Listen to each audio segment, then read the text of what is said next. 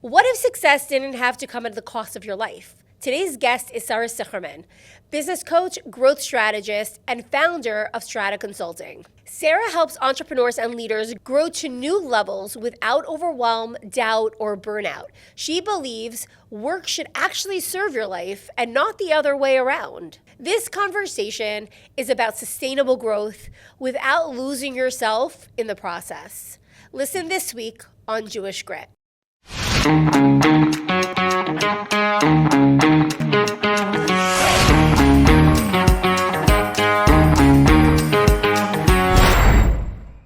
Hi, Sara. Thank you so much for joining us on the podcast today. My pleasure, and it's so nice to see you. I want to know about you. Where are you? Where are you today? What is Sara doing today? So today, my company, Strata Consulting, does business strategy and coaching for businesses and their people to help get them to their next level of success. My mission and passion is to get them to the success that matters to them, most importantly, that doesn't overwhelm them, the growing pains that typically comes with building a business and managing a team and the risk of burnout. You know, that's kind of where my company and myself come in. Okay, we're going to talk about burnout we're going to move that to the side because Okay. that's like a really big topic that we need to chat about. But I would really like to talk about, the things that you do to support and help entrepreneurs at a pivotal growth moment. So practically speaking, I push for and coach for clarity a lot because most entrepreneurs and most leaders, many, I shouldn't say most, are just in the chaos, in the growth, and they're doing without necessarily stepping back and getting clear why they're doing what they're doing, the clarity of, like, even roles and responsibilities start getting muddled after growth phases, and every business goes through several growth phases. Do you work with more early entrepreneurs or are your clients mostly like high-level achieving entrepreneurs? Like where I started was the early stage entrepreneur. At this point, it's mostly they've already achieved a level of success and they're going through those growing pains. So it's that mid-level, if you will. Right. And what do you see a pattern over, the entrepreneurs that you work with? Yes, the entrepreneurs and their team members. I've heard the expression, the fog of war, like that fogginess and that muddling that happens, like I mentioned before, when growth happens. That's where I'm coming into, and that's where they're looking for help. All of a sudden things start breaking down, like the communication, are losing their grip on, hiring and managing people. Sometimes, it's cash flow issues and like cash management. All this goes back to systems. So I help them with that systems mindset, because every challenge and every gap there is in a business, there is a system as a solution. And so I kind of bring them through these three phases: the clarity phase, the strategy phase, and the systems phase. So I love that. So how did you get into this? I started out, actually, my husband and myself built an advertising and marketing business together when we were really young. I remember at the end of the first year, we had our year-end review with our accountant, and he was giving us, he was congratulating us. It was, you did a great job, it's fast growing, and you even turned a bit of a profit. And I asked him, before we left, I asked him, can I not pay you today? Can I pay you in a month from now? Because cash is tight. And he didn't ask any questions. He's like, yeah, sure. Later in the day, it hit me how it didn't make sense. Here he's giving us a glowing report, and here we're struggling to pay our bills. Something's not right. Now, I took it in my brain as I have to work harder. And I decided, okay, I'm going to make this work. I'm going to pull us up by the bootstraps, and I'm going to increase sales. And we did a hiring blitz, and we hired many salespeople and support staff. I started working 12 to 18-hour days, literally. I would have a really short night, barely, And I did this for a while, thinking it was grit. thinking. I had that, it like something turned on in my brain, like I gotta do it. I was so driven, like most entrepreneurs are. So one perm evening, I found myself at the printer proofing files, and it just hit me very hard that perm night, I'm not home with my family enjoying the festivities and the fun. I'm here at the printer, and that's not okay. That's not what I signed up. That's not why I'm hustling, right? Right. That's not why I'm working so hard. The whole point was to give a certain life and enjoy life with my family and my kids. And that was like the second moment that's etched into my brain where I was like, okay, I'm going to figure this out the other way. I'm going to undo it. I'm going to figure out, and you know what they say, when the student is ready, the teacher appears. So I remember going into Barnes & Noble bookstore and picking up the book, The E-Myth Revisited. For me, at that moment, I found the answer there that you can and you should build a business in such a way that it serves your life. Yes. And that's not dependent on you. Exactly. So for those who do not know, The E-Myth is a book that is about how most entrepreneurs go into businesses because they are a tradesman. So a graphic designer decides, hey, why should I work for this graphic design firm? I'm going to start my own company, right? And then what ends up happening is that he starts doing the graphic design work, and he gets successful, and he's now doing billing, and he's now doing invoicing, and he's now doing sales, and so he hires another graphic designer to help him. But he's still now managing that person, doing the work, and sending out the emails, doing the marketing, doing the sales, doing the operations, doing the systems, and he actually doesn't have the skills or knowledge on how to build a business. He's always been this tradesman, and he stays in that tradesman. And so what the E-Myth, helps you understand is how to get out of the tradesman mentality and actually build a business as an entrepreneur and as a leader. In other words, working on the business, not just in it. The business, exactly. And he talks about the three personalities: the entrepreneur, the technician, and the manager. It's like one of my favorite books, and helped me also. I feel like our stories are very similar. Yes. At this point, this is why we're friends. Right. And this is why we went through the journey already. Exactly. In my own version that I took out of it was clarity first. He pushed the reader to get clear on what your primary aim, he calls it, but I call it personal vision. What's your personal vision? What's your dream life? What does it look like? What's your mission? What's your why? At the end of the day, why? What is your Exactly. why? Why are you even doing it? Exactly. And then remember that when you're building your business, you build it for that. Don't let it cut into that. The working on the business, not only in it, so that you can kind of build it and build yourself out of it, right? So that it's not dependent on you. And the third thing, a very important point that he brings up, is documenting systems and processes, and how when you have that kind of a mindset, that systems mindset, it changes everything. You're not doing things with your own 10 fingers, so to speak, with your own hands.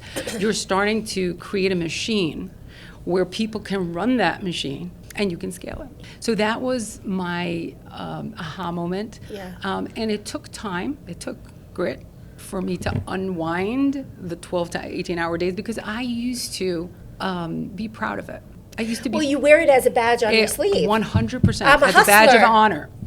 And now I have such an aversion to the hustle Culture. word and the hustle culture. The minute I hear it, the minute I see it, the minute I hear it, I'm like, I cringe internally inside. Exactly.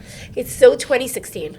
Totally. And I see, like sometimes you'll see like a picture on it, like of a thing on the desk, and it says, hustle or hustle harder. And I'm like, no, you don't have to do that. No. You just have to be really clear what your dream life looks like, and then design a business around that. That's it. It sounds to me like you went through a very, very tough time, and that was actually what was your pivotal moment and shifted you into consulting. And so what did you end up doing with your old business? So I'll tell you what happened was that while I figured this out, my clients as a marketing strategist were complaining to me of all the challenges they're experiencing. And it was very similar to what I experienced. So I helped them, and I realized that that's what my strengths are, and that's what I enjoy, and that's what I'm good at. And I just shifted over all the way to doing that. The thing is that they would have successful marketing campaigns, whether we ran it or different campaigns, and and yet they were tight on cash flow, let's just say, right? So there were fundamentals missing, hiring and managing people, right? They were growing and they were hiring, but they weren't hiring it with a system and a process, right? Right. And most problems, people problems, stem from not hiring correctly and or not being clear what the business stands for, what the values are, and what everyone should be circling around and embodying, Yeah. So when I realized that, I decided to just go all in on that. You mentioned that you really focus a lot on burnout, and I really want to talk about this. And where do you see, or where do you feel that the most burnout in entrepreneurs are placed? Like, where does it come from? I believe it comes from a few different places. For sure, when their personal values and desires are not aligned with a business or what they're doing in the business, that's draining, and that just gets them to burn out quicker. I think entrepreneurs in general are very driven and they're natural hustlers, even though I don't like the word, but they're very driven. We confuse. There's a distinction between, the podcast is Jewish Grit, so I'm going to go back to that. There's a distinction between grit and grind. Like, grit can be energizing. We can be working hard and doing our thing, but it can be enjoyable. It can be life-giving versus draining, right? So recognizing that. The other area that I see that takes them down the path quicker to burnout or potential burnout is not utilizing their strengths. So I'm a Gallup certified coach. Well, the Gallup organization is a global organization. They also do the polling, but there's a division that Dr. Clifton believed that if we focus, the world's default is like, if we want to make something better, let's fix what's wrong. And he believed the opposite. He believed that if you focus on what's right and right with a person and strong in the person, then you can accomplish any goals you have, any definition of success, that you've defined for yourself.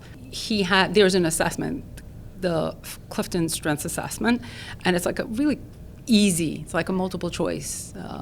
It takes like 25 minutes, and I highly recommend that. There's 34 strengths that Dr. Clifton found that's universal, and it's they're divided in 4 categories, like execution types of strengths, relationship types of strengths, influencing types of strengths, and strategic thinking types of strengths. You kind of get like your top 10 is what you're naturally good at. Like someone wakes you up in the middle of the night, that's how you're going to respond. It's something you can't help it. It's natural to you. And then there's the bottom 5, which is non-strengths, some people would call weaknesses. And then there's the middle, right? When you are able to utilize your top 10 strengths in the work you do, whether you're the leader, whether you're a professional working inside a company, whether you're the entrepreneur, that it's not draining, and it's right. It energizes you. Yeah. So I want to talk a little bit about your Jewish journey, what your background is like, and how you bring Judaism into your work. I have a rather simple background. Grew up in Brooklyn. Grew up religious, but I will say that I had to kind of make it my own. I had to make my relationship with God, with Hashem, like I had to figure it out on my own. And did you question a lot?